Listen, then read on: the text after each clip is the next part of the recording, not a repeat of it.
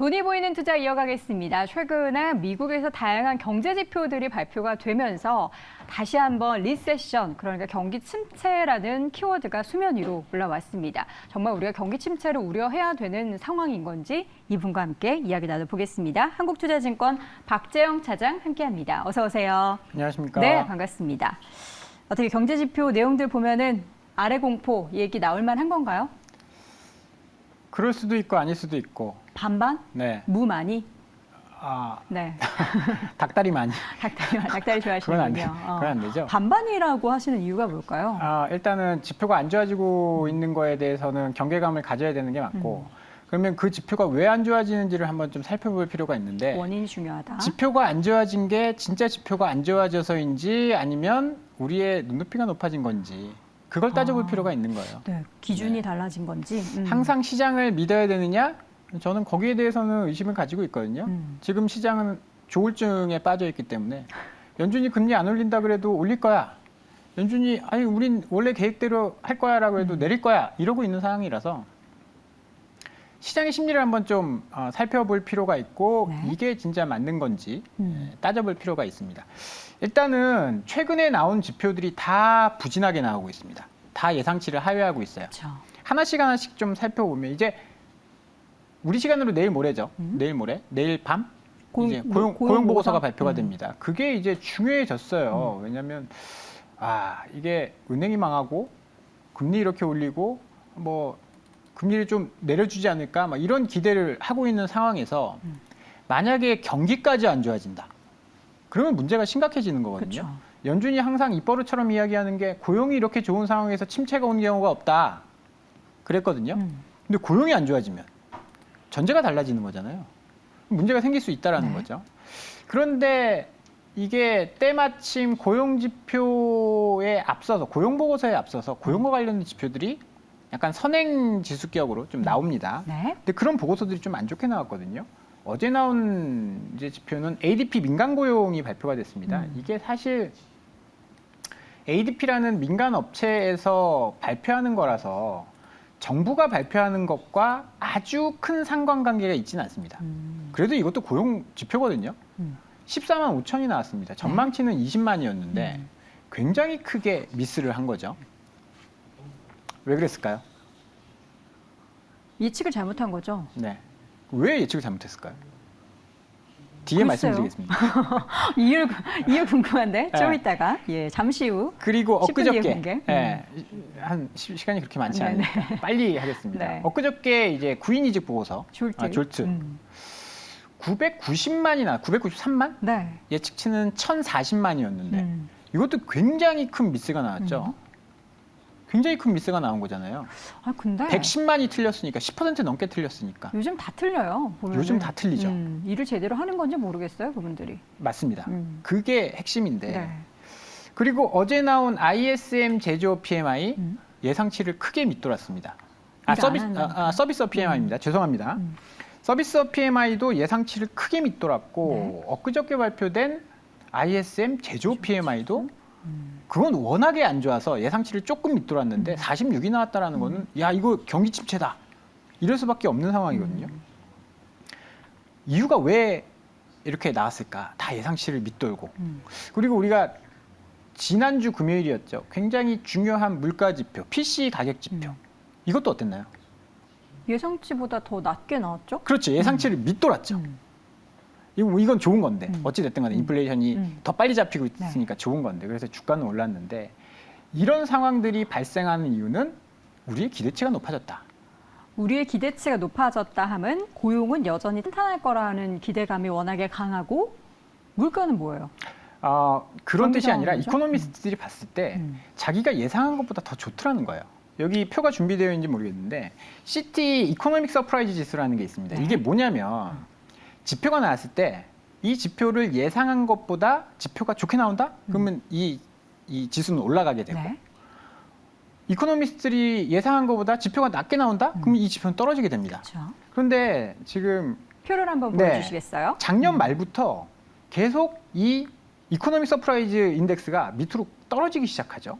2020년 10월부터 밑으로 꺾이기 시작하죠. 그럼 이건 무슨 얘기냐? 이코노미스트가 예상한 것보다 지표가 안 좋게 나왔다라는 거예요. 그러면 이코노미스트는 어떻게 할까요? 뷰를 좀 바꿔야 되지 않을까요? 조금 더 위로 가볼까? 네. 이렇게 된 겁니다.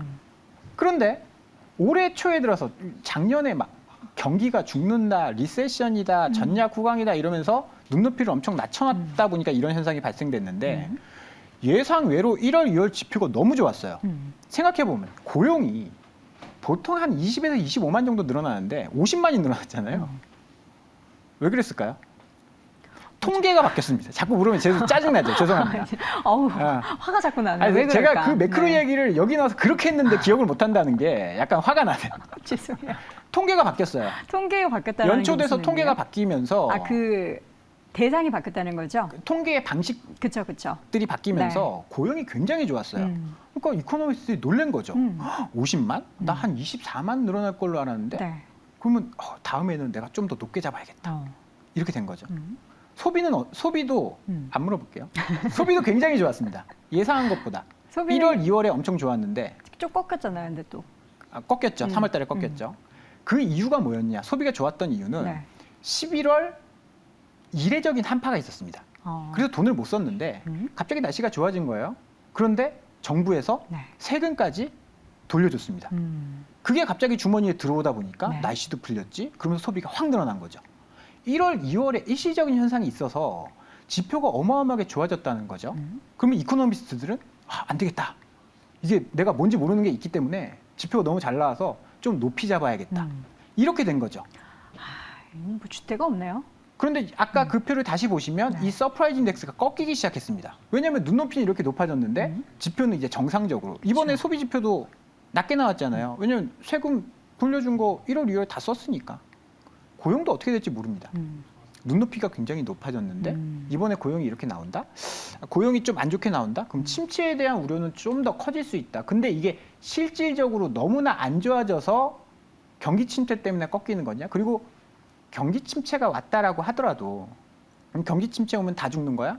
아닙니다. 그렇죠. 우리가 하드 랜딩, 소프트 랜딩 이 얘기 굉장히 많이 했잖아요. 소프트 티슈 랜딩까지 나왔어요. 소프트 소프트 티슈 랜딩. 티슈. 예. 네. 티슈가 아니고 뭐 이렇게. 그래서 그 중간. 하드 랜딩으로 가지 않으면 네. 소프트 랜딩이면 사실 큰 문제는 없는 건데 거기에 대해서 너무 걱정할 필요는 없지만 지표들이 안 좋아지고 있다는 거는 그 전에 이 상승 경로를 조금 둔화시키거나 바꿀 수 있다.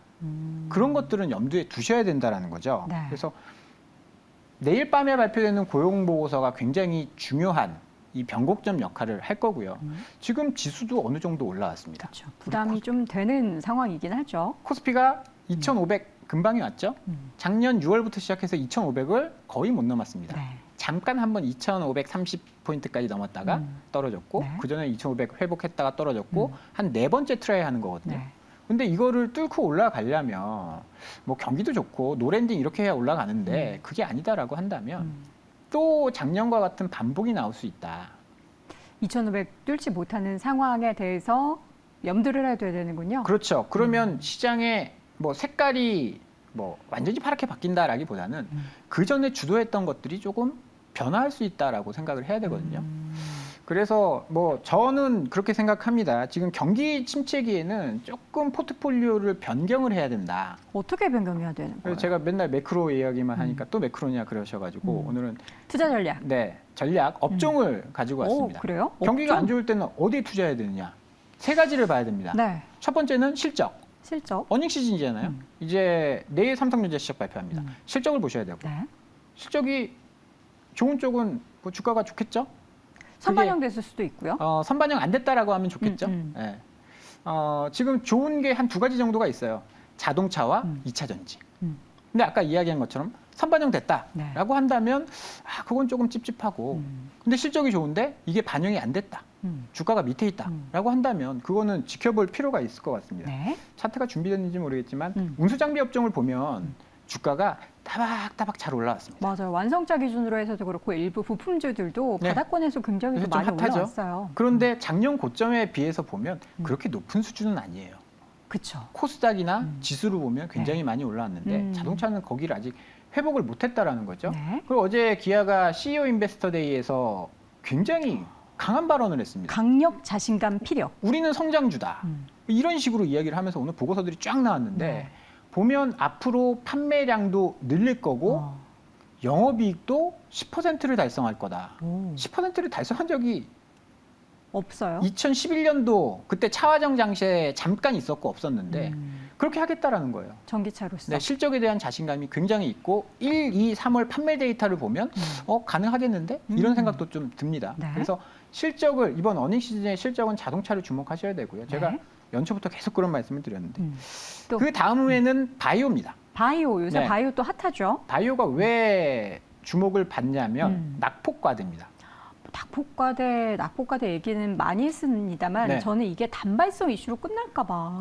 저도 그게 걱정이 되는데 일단은 제가 경기 침체 이야기를 했잖아요. 네. 근데 경기 침체와 바이오, 매크로와 바이오, 네. 경제와 바이오는 상관관계가 좀 낮습니다. 경기가 안 좋다고 약을 안 먹나요? 아프면 먹죠. 아프면 먹어야 되고. 그래서 그다음에 뭐 원자재 가격이 오른다고 바이오가 우리 원가가 많이 올랐어요. 이러나? 크게 상관없죠. 그러진 않잖아요. 상관관계가 좀 낮기 때문에 거기다가 이제 실적에 대한 부담감도 높지 않고 네. 주가도 지금 코스닥 같은 경우에는 거의 전고점 수준까지 와 있는데 바이오는 밑으로 지금 꼬라박고 있는 거죠. 네. 요 며칠 잠깐 올라왔어요. 그래서 낙폭과대, 그다음에 매크로에 대한 이제 좀 상관관계가 낮다라는 그런 장점이 있기 때문에 네. 바이오도 한번 확산 측면에서 주목을 해보셔야 되고요. 다음 주에 미국의 아마케가 있습니다. 네. AICR 아마케가 있기 때문에 거기에 대한 모멘텀도 살아있는 거고. 그래서 암 관련한 이슈를 엄청 쏟아내고 있더라고요. 각 기업들마다. 뭐 최근에 뭐 쏟아내도 아무 관심이 없었는데 최근에 주가가 움직이다 보니까 조금 이제 관심도도 늘어나고 있고 네. 그런 모멘텀적인 측면들도 있다라는 것은 주가 상승에 도움이 될 수 있는 요인이고요. 마지막에는 제가 뭐 전에도 막 라면 이야기하고 음식료 이야기 좀 했듯이 네. 경기 침체에는 경기에 좀 비탄력적인 수요가 비탄력적인 필수 소비재 없으면 안 되는? 네, 경기가 좀 안 좋아졌다고 해서 하루에 3끼 먹던 사람이 2끼만 먹진 않잖아요. 저도 요새 2끼 먹고 있습니다. 그래서 밥이라도 한 끼 사드려야겠네요. 허리띠를 졸라매야 할 것 같아요. 그 정도예요? 너무 엄살 부리는 것도 사실 주변에서 볼 때는 그렇게 좋아 보이지 않아요. 재수 없나요? 제가 죄송합니다. 방송을 몇 개 하는 거 알고 있는데 그런 식으로 하면 네. 사실 그 동종표를 얻지 못해요. 네. 아니 뭐 이자 낼 게 많잖아요. 아, 그래서 그래요? 이자가 많이 올라가고 있어가지고. 자산이 많다라는 얘기잖아요. 죄송합니다. 네. 넘어가도록 어찌됐든 하죠. 간에 이 필수 소비재라는 거는 네. 이 경기가 약간 좀 비탄력적이에요.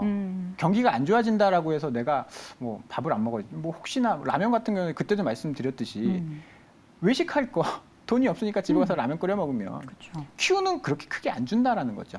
근데 원자재 가격 떨어졌고 가격은 이미 올려놨고 네. 이런 것들이 온기로 반영된다라고 한다면 경기가 안 좋을 때 오히려 조금 선방할 수도 있겠다. 그래서 좀 이런 안정적인 포트폴리오를 꾸릴 필요가 있다라는 측면에서 요 세 개의 키워드를 좀 기억을 하시면 네.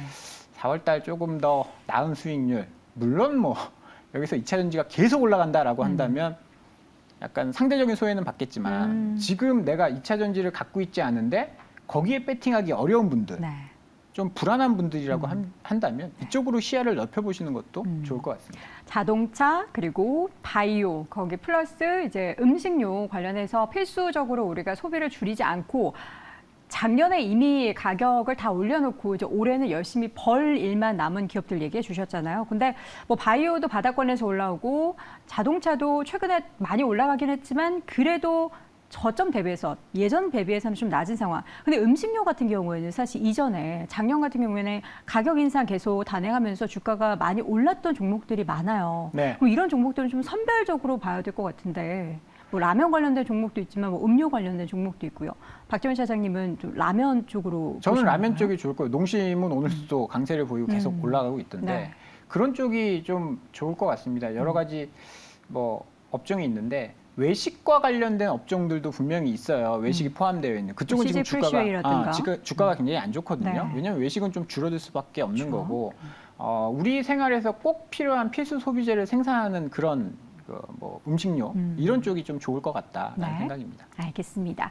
자, 과연 이제 내일 발표되는 노동 관련한 고용 보고서 내용이 과연 시장에 어떠한 영향을 미치게 될지 부디 박정 차장님이 얘기했었던 좀 암울한 2,500선을 우리가 돌파하지 못하는 시장은 연출되지 않았으면 좋겠는데 또 우리가 그렇다고 얘기할 수도 없고 안 그렇다고 얘기할 수도 없습니다. 가봐야 알겠죠. 관련한 이야기는 또 다음 주에 이어서 확인해 보도록 하겠습니다. 자, 오늘 이 시간 한국투자증권 박재영 차장 함께했습니다. 고맙습니다. 감사합니다.